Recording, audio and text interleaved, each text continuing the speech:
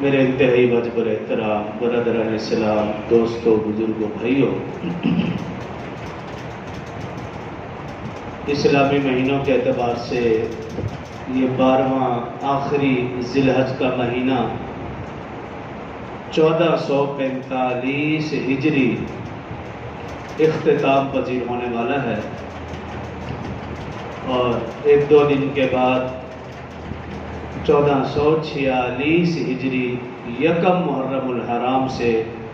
نیا اسلامی مہینہ اور نئے اسلامی سال کا آغاز ہونے والا ہے۔ اس حوالے سے آخر میں تھوڑی سی بات کروں گا۔ سن 23 ہجری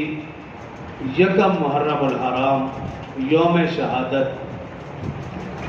سسر پیغمبر داماد علی فاتح عرب و عجم خلیفہ دوم سیدنا عمر فاروق رضی اللہ عنہ کا یوم شہادت کوشش کروں گا کہ مختصراً ان کے فضائل اور شہادت کو بیان کر کے اس مہینے کے حوالے سے جو ضروری باتیں ہیں وہ آخر میں کروں۔